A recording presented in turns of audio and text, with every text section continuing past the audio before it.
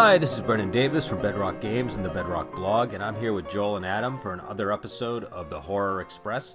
And tonight we're talking about the first Resident Evil movie, starring Milla Jovovich and Michelle Rodriguez. This came out, I think, in 2002. It's a zombie movie, but it's like a slightly different zombie movie, and obviously it's based on the Resident Evil video game. I don't think I need to tell people the story. I think most people know the plot, but it's basically they have to go into this thing called the Hive, and the first part of the movie is kind of like a military delve to figure out what happened at this Hive place, and then they turn off the AI that runs the place, and that releases all of the zombies of a bunch of people that were killed there in an incident that happened at the start of the movie. And then it becomes like this big zombie fest type thing. But it's definitely a little different than most zombie movies, I think. And I don't know. Why don't you guys say what, Adam, did you say this was your first time watching this movie? This was my first time watching it, yeah. Joel, how about you? Is this your first time, or you had seen it before, right? No, I've seen it before a couple of times. I just hated it back when I was a kid. Okay, so why don't we get Adam's reaction first, and then we can give our reactions, because I want Adam's unprejudiced response to... I honestly, for about the first hour, I just was not enjoying this much at all. It was just every plot beat I saw coming. All the dialogue was just so rote. There's even people in it that I like, but their characters were just so flat that I was just like, but it started to actually get pretty fun as it got closer and closer to the end. I was like, okay, it did some of the stuff that happened. There were still things about the plot that just make no sense to me at all, which I'm more willing to forgive plots that don't make sense when I'm more engaged with the characters and so on. But it's like I didn't feel like I was getting engaged with the characters at all till it was, kind of getting into the final act of the movie. But, I mean, I don't know. I'm not sure if I'd recommend it necessarily, but by the end I was like, okay, that was kind of fun. But make a mental note of those plot holes, because I think we definitely want to discuss those on their own. Joel, what was your reaction the first time and your reaction watching it this time? My reaction was really similar to yours, Adam, when I first watched this movie. But I was also, unfortunately for this movie, a fan of the Resident Evil games. Oh, and there too. was only the three ones that were really, I think there were four out at this point. I think, or maybe it was 4 games, but not the fourth installment yet. It was first and second Resident Evil, Code Veronica, then there was another one that came out. But it was right before the franchise started getting really goofy, and I think the goofiness of the franchise was a benefit video game-wise, and tonally it shifted it closer to the movies. But at the time the movie came out, this particular movie, it was very atonal in terms of the game, because the game, as you know, is set in this dingy, grungy, like very down-to-earth, not down-to-earth, but like very real-feeling mansion filled with like gross zombies and monsters. And it's like everyone just seems like a person, they're a little colorful because they have different uniforms and what have you, but like they just seem like people that are in a kind of fantastic and horrible situation.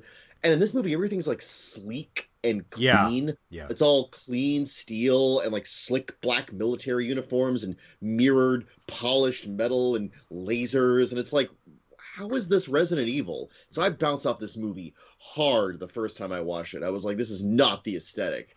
And this time I still bounced off all that pretty hard, but I kind of came at the movie not as much as a fan of the franchise, but just like as a movie. And like actually as a movie for the time, it's really beautiful, and some of the directing choices were really interesting, and a lot of the cinematography is cool, and it's beautifully well produced. It's like a lot of sound and fury signifying nothing, which kind of frustrates me, but it wasn't terrible. It was entertaining, and some of it was downright spectacular. So I'm a little softer on it this time around. I don't love the movie, but I think I would recommend it in general terms. Yeah, and so in my reaction, so I was a fan of the video games as well, but I was only a fan of the first 2 video games. I don't think I played the Code Veronica? Was that the third one? Yeah, it was the Dreamcast one. Yeah. So that was a limited audience. I had the Dreamcast actually, but I don't think I got that game on it. But I had the PlayStation versions of the game, and and also, you know, I was kind of dragged there by a friend to see it, and I was going in expecting not to like it because I just generally didn't like video game movies. You know, Joel has changed my opinion on Mortal Kombat, but at the time that was sort of Same my director, by the way. Yeah.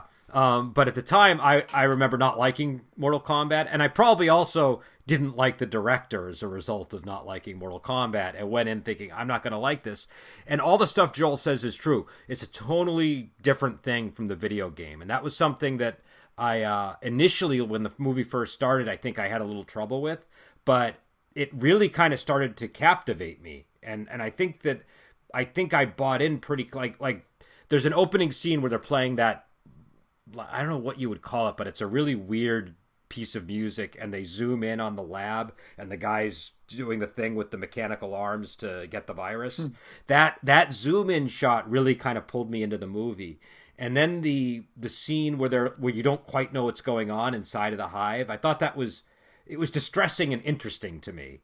But then when the stuff that really kind of pulled me in is when the Michelle Rodriguez character shows up, and you have this SWAT team, and I was like, ooh, this is like a fresh, I understand why that element's there. I understand how they're pulling that from the video game, but this is not at all what I would have expected, but it's a fresh take, and it's also like a fresh take on zombie movies. Do you know what I mean? So, and that was my reaction to most of the film, and I think I really liked it when it came out. I always kind of remembered it as a sort of a fresh, interesting, kind of cutting edge zombie film, and going back and watching it again, I had a similar reaction. I was like, yeah, I do think a lot of this holds up in the same way for me.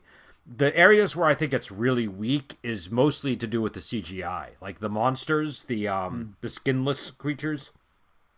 Those did not look good in this version of those would have been much better handled by CGI. Some of the other CGI was more seamless, but those ones were pretty bad. And I think they either should have gone with practical effects or waited 10 years for every time a CGI effect showed up, I was like, I've got to know what Brendan thought about this. Well, yeah, the hallway of death effects looked pretty dated, definitely. Yeah. I don't even know if those looked good when they were new, but I was like, ooh. I mean, that's some old CGI. I think at the time the CGI was fine to us, but I feel like CGI is one of those things where, you know, any movie made between like the late 90s and 2010 that used CGI is paying a heavy price for any decision that it made, right? Because CGI really got better after a while, and so you know, with a few exceptions, if a lot of effort was put into it, it could look good in certain movies. But if they, you know, here, yeah, I mean, this is around the same time that, you know, Lord of the Rings movies were coming out, so it's like there are movies that still hold up pretty well from here, but they didn't. I don't think they spent as much money as they spent on Lord of the Rings with this. Yeah, no, it's a pretty sizable budget in this movie. I looked it up because I was like, well, because this movie kind of baffled me on this take, because I was like, this is beautifully put together, but it's also kind of brainless in a really like Fast and the Furious Transformers movie, Michael Bay-ish kind of way. Like every time there's an action scene, especially when the zombies first break out, like the action scene music is this like punishingly loud and persistent and droning industrial metal that's like I did not like the soundtrack. Stops. Yeah. No, it's I gotta say, I like this. That's the part of it that I liked, and I don't like that music in general. Like industrial music actually bothers me, but I liked that they were it just was, I don't know, again, it's just not what I was expecting with the zombie movie. It's not what I was expecting with Resident Evil. And I kind of felt like, it was almost like the director was coming up to my seat and shaking me in the theater, and he like, watch my movie. I've liked industrial music a lot going back to the 80s, but just the music in this, I was just like, I didn't like it. Didn't Marilyn Manson do this music? You can probably... Yeah, I saw that when the credits rolled. I was like, oh, okay. So you got someone to blame there. But I did like how it was used. The other thing that I think I liked about this movie at the time, and obviously this trope got old over the course of the 2000s, but I thought this was one of the first really good like kick-ass women zombie movies. Do you know what I mean? Like there were other ones too. Like we watched Night of the Comet, and that kind of got into that territory, but it was a little bit more. It was still a little bit more old-fashioned, say, not quite as stylized. And there was the infamous Return of the Living Dead 3, which has a really weird kick-ass female character. But this was one where they kind of they really committed to the idea with both the Milla Jovovich and the Michelle Rodriguez characters. And so I don't know, I like that. I thought it worked. It could, and again, for some people it might not, because you literally have her kung fu fighting zombies, and that might be a problem for some viewers. For me, it would even theoretically be a problem in a movie, but I don't know. I just liked it. I like watching. I actually enjoyed that. That may actually took me back to Dead Alive. Was what I thought of. I kick ass for the Lord. Is that? Yeah, that was where my brain. That was one of the moments. Right. That was like where the movie started to get my interest. Up till that point, I was just totally like, and I was like, okay, well, this is getting Goofy is going to work for me if the movie can keep doing that. Okay. But there was a lot of Goofy in that scene too, because when you're talking about when she flips off the wall and kicks the dog in the head, like the next cut it's a reverse shot and she looks out to the other room and there's like a whole bunch of dogs right up there in her face and he's like, uh-oh. And it's weird because as a Resident Evil port, that's ridiculous and tone shattering and just really tone deaf and awful. But as a movie, it's so entertaining that you're like, I was willing to forgive it on this viewing. I was like, okay, that's actually funny. In a way, I don't know if they were anticipating, but I'm getting such a great gag laugh out of this. And then having her having headshot every single one of the dogs, then the other dog peeking through the window. It's like, uh-oh. So it was great. It was just I really enjoyed that scene. Weird. It's ridiculous as it was. And I think it was good too because they had Milla Jovovich, and that was obviously a tie back to The Fifth Element where her character was like that. So it just kind of, you instantly kind of buy it. And also she's obviously gotten much better at that kind of action performance by the time you get to this movie. And I think the other scene that really sort of stands out at that opening for me is when Michelle Rodriguez says "blow me" to the guy. I just remember like that. I've never been able to forget that line, and I think it's because it just struck me as like a really remarkable thing for a female character to say to a male character. Because I remember being jarred by it. I was like, wait, did she just say that? What is that? You know, it just kind of disrupted my thinking for a minute, and it made me respect the character a lot more. So I thought that worked. She was a shining star in this movie. Like on every line that she delivered, I was like, "Fuck yeah!" Every single line. She was great. I have a note that says, "I came to see Milla Jovovich, but I stayed for Michelle Rodriguez." I feel that and this was like, because again, she was in Girl Fight before this, but this was the first movie I saw her in, and so I hadn't seen her in anything. And I just remember being very, very impressed with her when I first saw this film. And again, for a lot of the reasons Joel said, it's a lot of it's kind of corny stuff, like it's these one-liners that she delivers, or like I think like at one point, and we're gonna get into spoilers here, it's revealed that one of the characters is a bad guy, and he has a romantic past with the Milla Jovovich character, and when he turns on them, I think she says your boyfriend is a real asshole or something. Yeah, but great. Just lines like that. But one other thing I thought was really... Oh, go ahead, Adam. Go ahead. Oh, I was just going to say, just a quick note. Her character's name was Rain, and that is the only character name I remember out of this movie. So there you go. Yeah. That says something. If you watch the franchise, you will eventually connect Milla Jovovich to Milla's name. Yeah, Alice. Because they really start taking that name and turning her into a proper Alice character. Do you know what I mean? There's kind of a Wonderland thing that starts to go on with her. Okay. I would say, wouldn't you say, Joel? They got the Red Queen in this movie too. So there's supposed to be an Alice in Wonderland thing going on here. It's because I never really picked up her name. That went right past me. I was just like, oh yeah, Red Queen, yeah. But the other thing that I really think this movie did brilliantly, and one of the things that I think when I first saw it, I was really intrigued by, and I wanted to know the answer to, was how you have these two characters that completely forget who they are at the start of the movie. The Milla Jovovich character, and is it Spence? Is he the bad?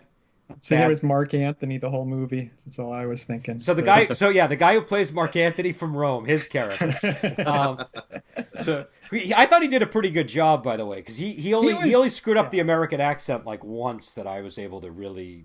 There was a point, but.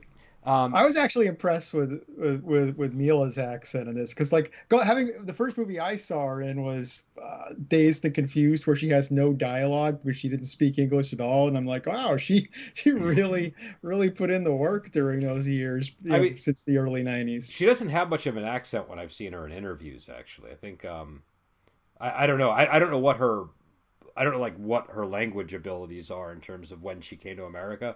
But if you Well, see her in they interview, weren't like I said, literally when she was in Dazed and Confused, they gave her no lines because she just okay, Yeah, they couldn't didn't do give her a them. lot in Fifth Element either.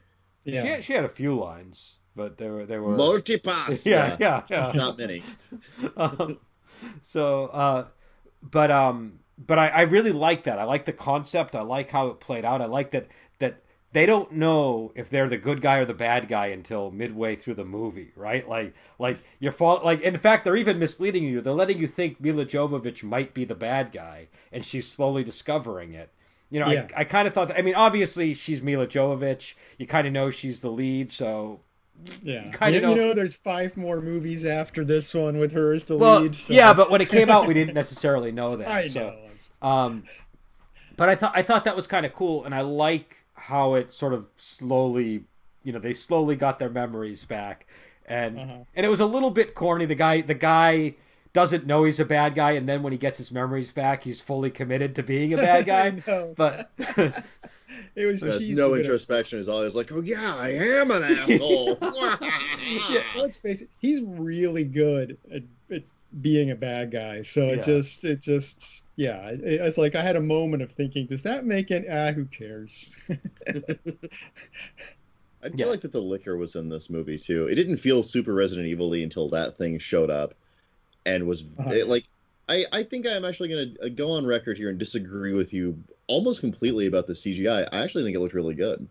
Okay. Especially because, like, a lot of times when they used it, it was diegetic. Like, when they used the little readout of the inside of the complex, that was supposed to be at the time, cutting-edge, actual computer readout. No, that I have no looking at. problem with. That was fine, because that was computer technology like, that's what they would have been using when the movie was made to do the schematics of the thing. My issue is mainly, what is it called? The liquor? Is that the name of the monster? The liquor. Yeah, that's the one that I think is the biggest problem in the movie. Really, all the other effects I don't have much of an issue with.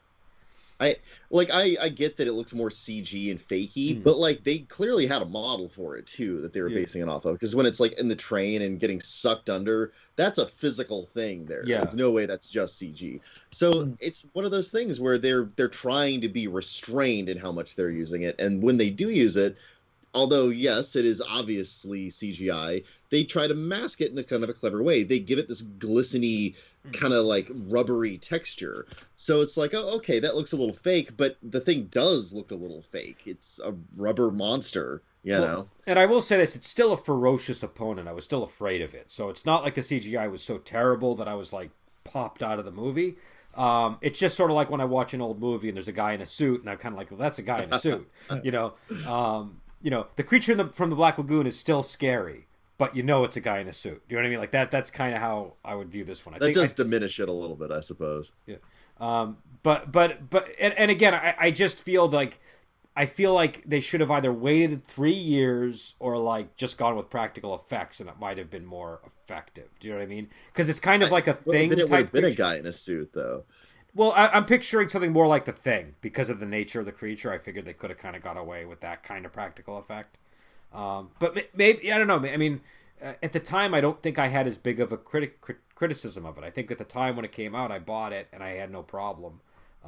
It's just now I didn't really have an issue with it myself either. I was fine with it. I mean, yeah, it was CGI, but I was think in a fine. video game movie, a CGI monster is a lot more forgivable. I was gonna say, I think that's it because I have the video game in my head. No, that's fair. That's fair. That's a fair point.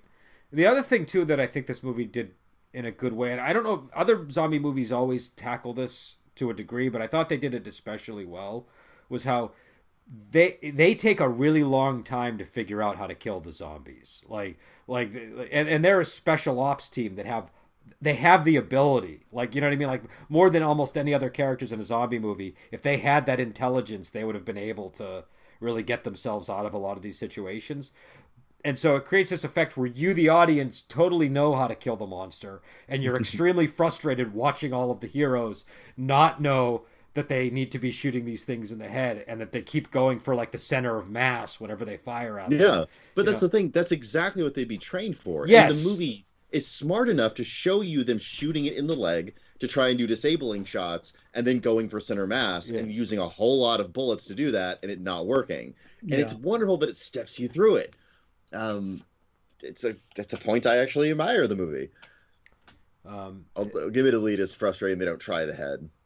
No, it is, but I think I kind of appreciate it, because I'm like, they really should be doing that, but that's making me feel their peril even more. And I think it's good that the way they did it, because they're a competent team, so they had to. That was sort of an angle that worked for when their ranks were bigger, kind of getting fought.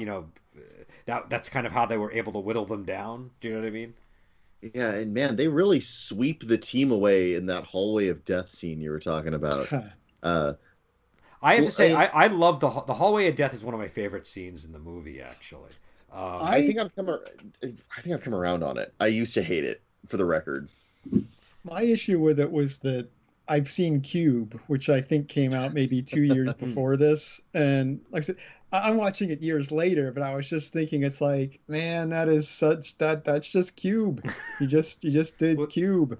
So here's what I like about Cube. Well, here's what I like about that whole beginning part of the movie. I like that it starts out where it's all this tactical stuff, and all of the zombies are contained by the Red Queen, and they're just dealing with breaking in, and then the team gets killed, and then it's not until they deal with the Red Queen and the guy uses the device that the zombies get released, and they're kind of responsible for their own demise. Do you know what I mean? That's what I like about it, is the way that they set it up. So that's, we kind of got this like special ops entrance into the hive, and then boom, zombies. And then I don't know, I it's kind of like a plunge. It's like you're on a ride, and the first part's a little bit calm, a little bit serene. There's obviously there is danger and excitement with the grid inside of the hallway of death. But it's all manageable. Do you know what I mean? It's not going to get too out of control. And then zombies everywhere. It's just like that plunge down the cliff. I would say in defense of it, as I criticized the hallway of death, the thing I liked about it is that guy who was kind of the team leader that got killed in the hallway of death. It's like he was the most wooden person in the movie. So when he went down, I was just like, oh, thank God. I wasn't as bothered. I thought what he was doing was he was kind of like the calm, collected person that was supposed to make you feel safe. Do you know what I mean? And so when he died, that's why I felt like his death was useful, because it was like, this is the guy who's kind of like, he's wooden because he's like a report, like, do it, you know what I mean? Like, I get that. I was just, my reaction to it though, I was just like, I don't know. I just no one is going to begrudge you your schadenfreude at a good kill on a zombie movie. Like, now, what did you guys think of the Red Queen? I'm curious about that. That CGI was really bad, but again, but that would have been diegetically it was makes a computer. So okay, you keep using that word. Can you define it for people, because I feel like that's a word that it's one of those words that my brain has been stubbing its toe on lately. It just means like it's okay. So it's hard to define, like, without an example. Like, basically, if you hear music in a movie, you kind of assume it's part of the soundtrack. Yeah. But if someone then reaches over and turns a knob on a stereo and the music switches off, that's diegetic. It's something that's actually a part of the reality of the movie itself. So, like, you're not just... We as the audience are seeing, like, that 3D readout of the computers, like the computers generating like the readout of the hive, but that's not just for our benefit. The characters are seeing that as well. It's part of their reality. Like, that's what the readout on the screen they're looking at appears to be. I mean, so that's diegetic. And I think under that, with that in mind, I think that means that, it was a pretty good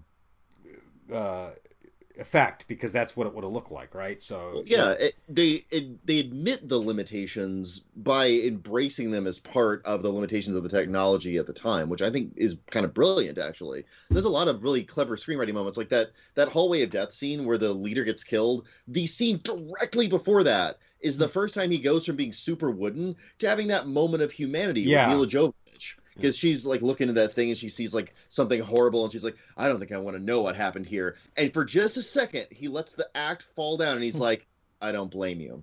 And then he goes and dies. And I was like, damn, now I feel bad about it. This movie's smart. Just enough to care.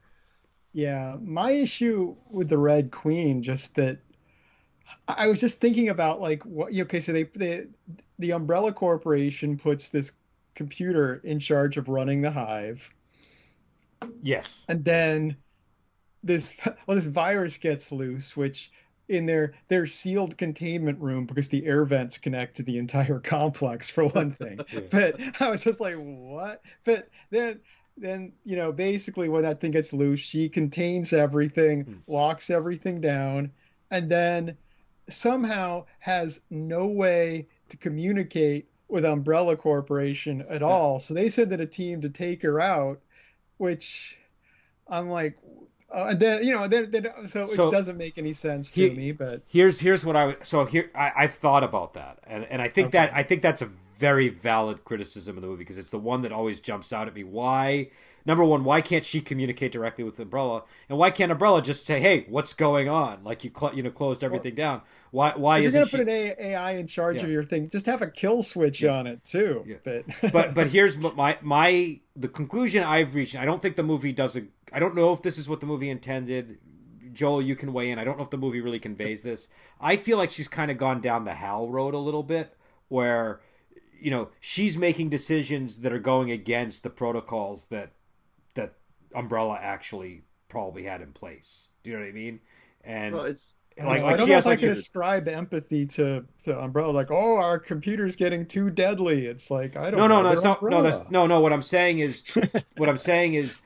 they might have had. I'm not saying that they said don't kill people. What I'm saying is she's gone down the Hal road of she thinks she knows better than Umbrella, and she doesn't trust Umbrella to deal with do you know what I'm saying? Like, yeah, that's possible. I'll say, and one more point just along the same lines. It's just when they do get into the core room where they're going to shut her down, it's just like, she just kind of says all this stuff, and it's like, can't you just in at least one sentence be like, if you do this, this is what will happen, not these vague, you're all gonna die. And it's just like, come on, can't you? It's a very audience-facing AI malfunction. Yeah. Later on, when she unleashes the liquor on someone, she's like, "I was a very naughty girl." Yeah. Like, I gotta say that was kind of a funny line, like that. Like it was funny. Yeah. It was also everything that happens in this movie is the worst cliche, right? Like you were talking about, you can see everything coming, and it's to the point where it gets to the point where it's so bafflingly that you actually can't predict it anymore at a certain point. Like whenever she starts kung fu kicking the zombie dogs, I was like, okay, you know what? That's actually so stupid I couldn't foresee it.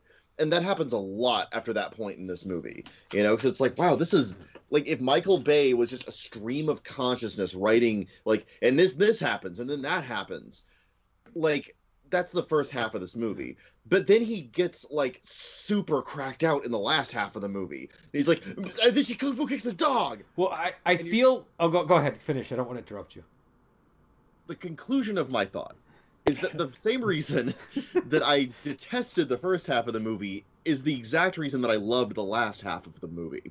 Mm-hmm. Because it never stops being as cliche and stream of conscious and dumb as it can be, but it kind of doubles down on it midway through. Like right after that zombie attack, it's like, and now it's going to get real stupid, and I really like it after that. I feel like we've talked a lot about sort of the inner conflict of the geek, right? Like the sort of like fetishizing being smart and sometimes not valuing basic fare enough, right? And I think that I've always struggled with that. I think a lot of gamers do. And this is one of these movies that I felt was kind of a kick in the pants for me in that respect, because I kind of went in being, this is going to be a shitty movie. This is a video game movie. I like the video games. The video games were really smart video games, right? Like they were, for video games, those were intelligent. They were intelligently designed. They were really well done. And I was kind of expecting if they're going to ape that, it's going to also be intelligent. But I knew it was also going to be stupid. And I felt like the movie kind of was like, no, we're gonna make a kick-ass zombie movie with women that do kung fu and deliver one-liners, and it's gonna end with Milla Jovovich, loading a shotgun and just like getting ready to go to, like that. That was like a kick in the pants for me as a viewer, and I just couldn't help but like it, even though I didn't want to like it. So it was one of these movies that kind of just won me over. And yeah, I don't know, but in terms of the Red Queen, I don't know. I like the character. I file her under a lot of the AIs, a lot of the HAL type AIs. I think Adam raises a lot of very valid criticisms of the, and especially as I was watching it today, I was really thinking through some of the implications of and there are tons of holes in. You guys have so much more faith in the brain power of this movie. I completely didn't even give a shit what was going on in the plot. I was like, okay, things are happening now. Where's the zombies? And that was it. I really did not. I'm not even going to try to make sense of it, because I mean, like, okay, so why does the compound have a protocol where it unleashes a gas on its special agents that are defending it that erases their memories and makes them unconscious for several hours? Why was that its move? Like, this will definitely help. It didn't.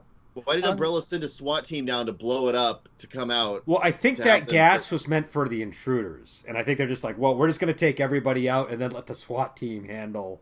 Yeah, I mean, clearly the AI has no fucking clue what it's doing. It's like the screenwriter of this movie. It's just like, I'm winging it. Well, so like one of my favorite scenes is also one of the worst in terms of the continuity with the AI. I love the elevator scene because when I saw it the first time, I found it jarring. I was like, wait, why are we in like an office building lab type? This isn't Resident Evil. And then before I know it, people are falling down an elevator and there's all this stuff going on and I don't really understand. And it's like the information is all there, but my brain hadn't really processed it because it's all kind of happening so quickly.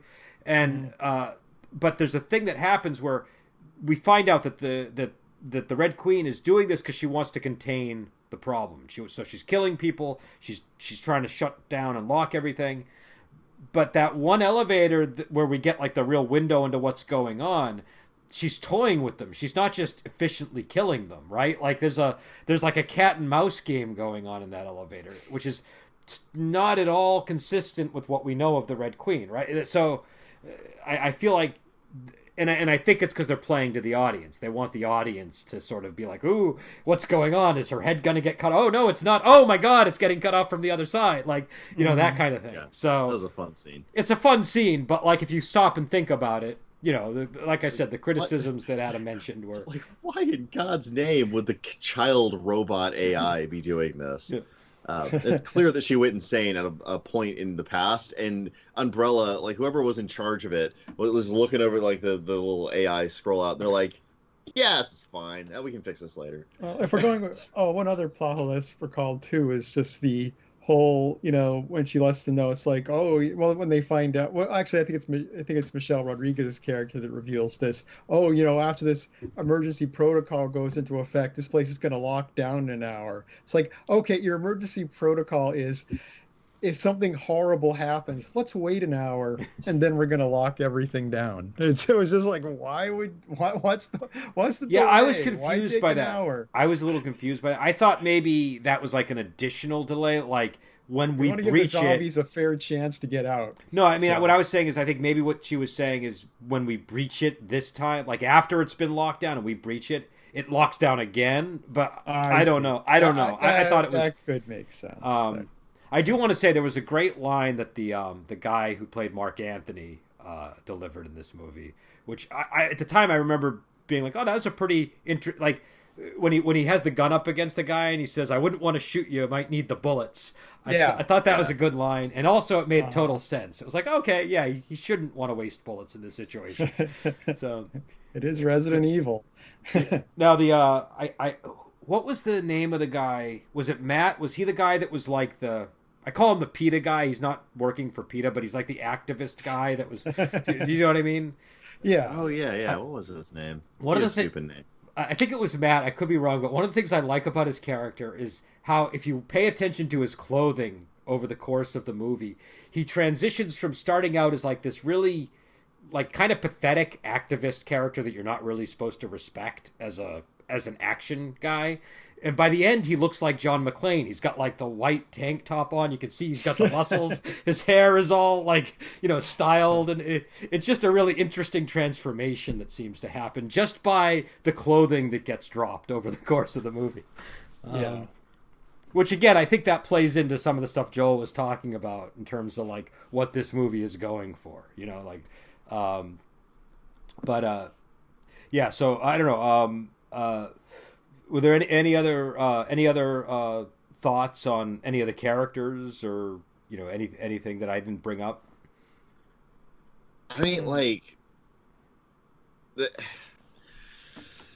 oh God, the thing is, like, you don't really get characters in this movie until about the halfway point of the movie, right? Yeah. You just have like functions because it's more event driven. Now this is happening. Now this is happening. Now look at this. Woo! So it's hard to get into, and then as soon as the zombies start attacking, suddenly like, oh no, he was bitten. Oh no, this guy is getting torn apart. Let's get out of here. Oh, they're right behind us, and suddenly, like, slowly you start getting more flashes of memory from the characters that are amnesiacs, and they all start interacting, and you kind of start remembering their names, and it's strange. I don't think I've ever encountered a movie where you didn't have characters until halfway through.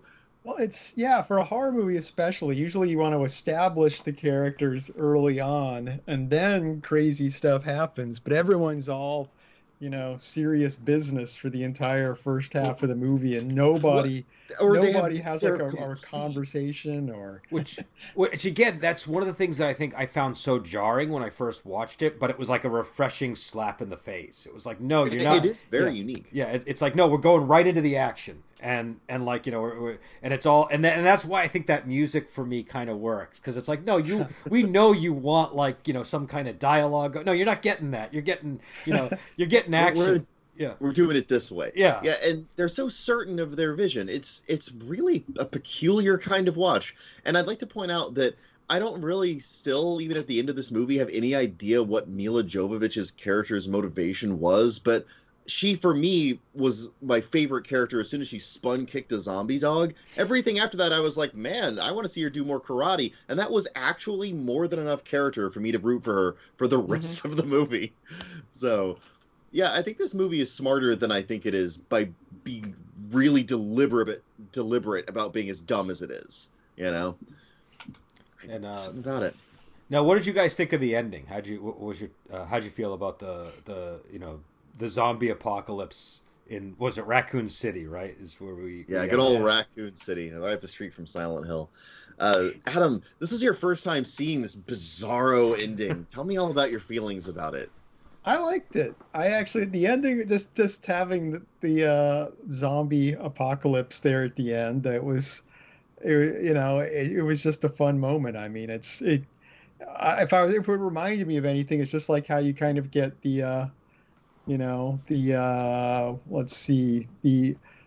original ending to Army of Darkness, where he wakes up, and I could definitely see an Army of Darkness thread there with I mean, it's obviously it's a little different. It's tonally different because Ash is just like, no, or she's like, I'm just gonna go kill some zombies, which is a more optimistic tone for an apocalypse. But well, it gets into the badass thing, because the whole idea is like, they just, like, in these movies you just barely escape with with like a threat of your life there, and you're presumably exhausted, and so that's what happens to her. She recovers, she gets up, and instantly she's back in the frying pan with way more zombies now everywhere.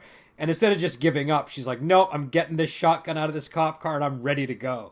And so I think too, a nice thing about it is also the whole movie has been pretty claustrophobic, where you've just been underground the entire. It's having this final shot where it's just like, ooh, look at the scale of this world, kind of. Yeah. And especially considering it was the beginning of a franchise. So as a beginning of a franchise ending, it's a good ending, definitely. Well, I almost wish that's where the franchise ended, because I feel like that's such a good ending. Do you know what I mean? I don't know what the sequels are like. So, well, I mean, people probably disagree. I think Joel might be more favorable towards the sequel than I am, but I remember being disappointed by the sequel when I saw it. I might have a different opinion if I saw it now, I think you should, because you're right. I do have a different opinion. How do you know me so well? It's almost like we've been friends No, for I think years. I think it's come up. I don't think it's just that I intuit it. Well, it has. Yeah.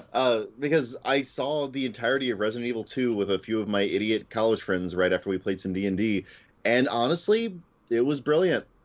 It began as dumb as this movie ended, and it got dumberer like as it went on, and it was fantastic. It was really fun. I think the problem for me with that movie, again, if I watch it again, I might have a different reaction, but I think this movie ends in a very striking way, and then I was able to picture what I thought was going to happen. And so when I went to go watch part two, it was totally different from what I was imagining, and that was the source of my frustration as a viewer. So, it would be interesting to go back and watch it. But I do really love just that final shot. She's got the shotgun, and it's just devastation everywhere, and she's just ready to go. Like I think to me, that's like I don't know. I think it's a real cool character. Like it's not the most like subtly crafted character in the world, but it's but like we were saying, don't want subtlety from that character though. You want to see her kick some more ass. Well, we were kind of saying this before the podcast. Like subtlety's not the end all be all, and sometimes you don't want subtlety. And I think here, I kind of just wanted a good character to cheer for at the end, and that's what I got. Well, that brings up another point about the movie that was my issue during the first half. The one reason why the, Kung Fu dog kick is such a good part of the movie is that, she has a really great personality that kind of shines through. Even though she's got barely any dialogue in the first half, she doesn't do anything. It's like, I feel like, she's kind of just cargo being pulled along by this group through the first part. I'm like, I was still intrigued by her, even though she was doing nothing. Yeah. And it's like, once she started doing things, I'm like, oh, okay, this character was immediately drawn in by is now doing stuff. So that is, I guess that's one of those things where it either works or it doesn't. And it's almost like a necessary feature of how they build the movie. But sure, it's sort of like she slowly acquires her memories and therefore her character as the movie goes, and so she doesn't even realize she's like a super kung fu master. And I think it was actually Taekwondo that they mostly used, but she doesn't realize she has these talents until I think there's a moment where she has to fight something, and it just instinct takes over, and she starts fighting it like a trained professional. And then she looks down and is like, "Oh, I know how to do this." But I thought that was also that's kind of a cool scene, like having there's like it's sort of like the Bourne Identity movies. I don't know if you guys have seen those. Did that come out before or after this? Actually, that would be That's kind of a good. I think I would say after, but I mean it's a book too. I remember they're the Robert Ludlum novels. I haven't read the books though, so I can't comment. But maybe that's where they got the idea. Either way, well, I mean, one of the oldest screenwriting chestnuts in the book is have your main character have insomnia, but secretly be awesome and important. I love that trick. I really do. I actually recommend it to new writers, but it is a chestnut. It's not like it's not well used. Insomniac or Fish Out of Water are the two for getting exposition across. And she really is a receptacle to receive exposition for the first 20 minutes of this movie. Yeah. Though I have to say, I do like the way that they delivered exposition when they did it. It was very kind of like business-like, and you're going to sit down and listen for 2 seconds because we don't get time to, Well, yeah. If we're going to talk about exposition, I loved the text scrawl at the beginning of the movie because it felt to me like just the ridiculousness of it, like, oh, not even their employees know that the company is doing this thing. It felt to me like little text scrawl you would get on a coin-op video game in the 80s, like explaining the game you were about to play. That is what I did love that about the movie. There were a lot of really good video gamey moments like that in this movie. Yeah. Again, going back to the Kung Fu dog kick scene, right before that, Alice, I actually remembered her character name, has this amazing overhead shot where she punches this zombie to death, and the overhead shot is exactly like a shot you'd get in Resident Evil. And I looked it up on Wikipedia in the 20 minutes between finishing this movie and starting the podcast. That was deliberate. There was a lot of little deliberate things like that. They even actually at one point, and this is a fun little chunk of trivia that Wikipedia shared with me, ran out of extra zombies to fill out a scene. So actual Capcom staff got dressed up as zombies and joined it. So there's some real Capcom staff in this movie. One of the little things I like too is how they bring back the coffee spilling scene at the that was good. That was fun. That was one of the few scenes that like really stuck out in my memory that I never forgot from the first viewing. But and just the I don't know, just the indignation the guy has on it over the spilled coffee, not realizing the doom that's about to follow. You know, Right, it's like that guy was the main villain. Well, it's just I just find it a little bit amusing that like that character, the character who gets coffee spilled on him, his biggest concern in the world is the spilled coffee, and then like within 10 seconds, he's got such bigger problems. Yeah, that was really fun. But God, I almost hate how dumb this movie gets because of how smart it is. Like every single time we talk about something like that, I'm reminded about how intelligently put together this movie was, how efficiently it together.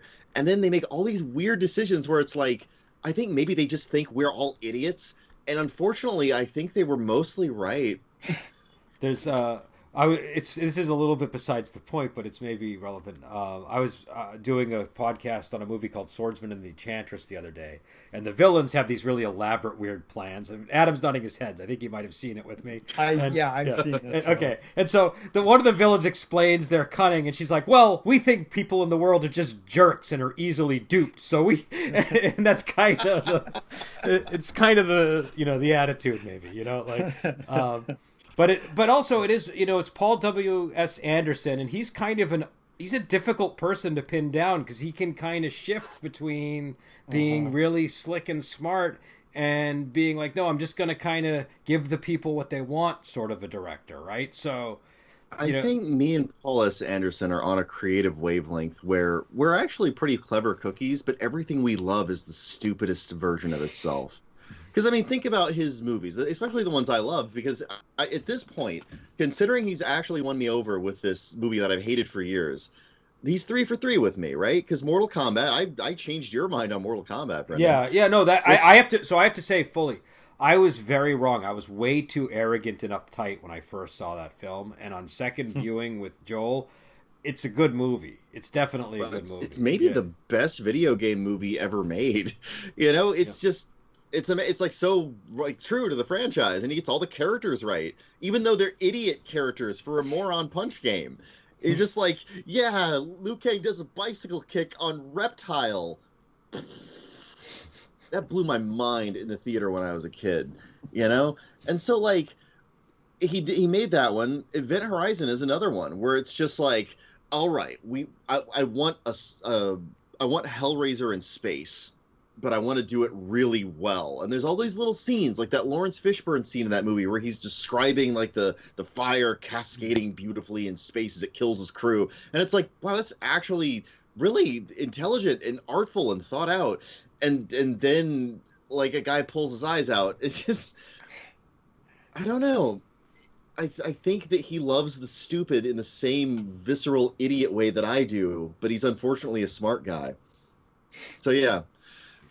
Paul S. Anderson, you're right. A very strange guy to pin down. Well, also, sometimes I get the feeling too that like what's smart is kind of arbitrary.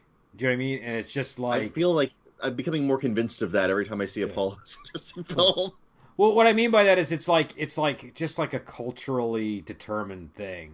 Do you know what I'm saying? Like, and it's and so yeah, I don't want to get too deep into it here, but like I don't know, I to me, this kind of movie is just like a good kick in the pants to be just like, okay, I'm here for like action and zombies, and to kind of forget that there's a world outside the movie and just enjoy myself.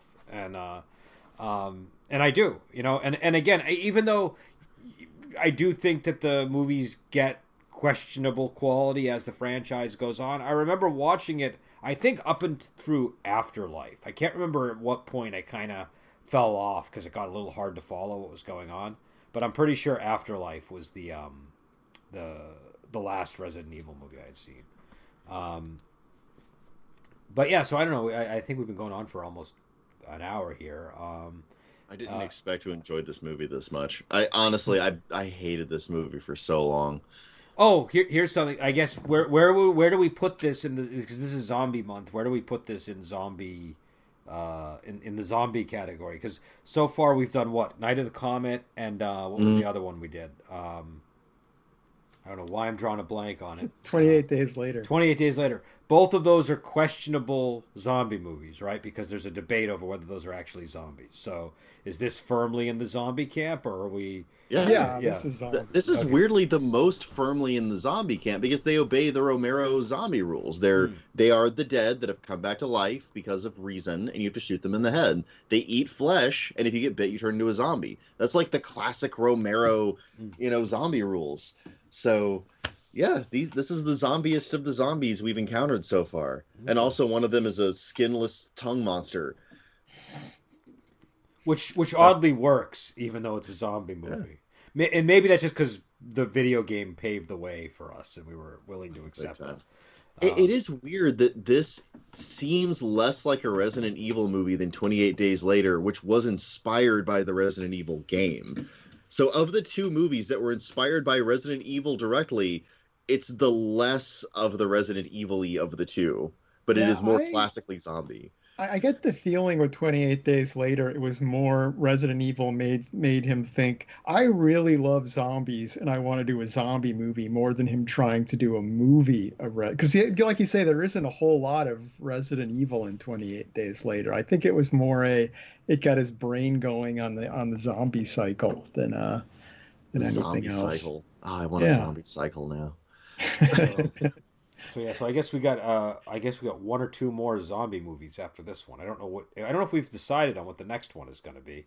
But I was sort of dreading doing this one. I'm really glad we did. I've come around on this movie. I don't know that it's a favorite or anything, but yeah.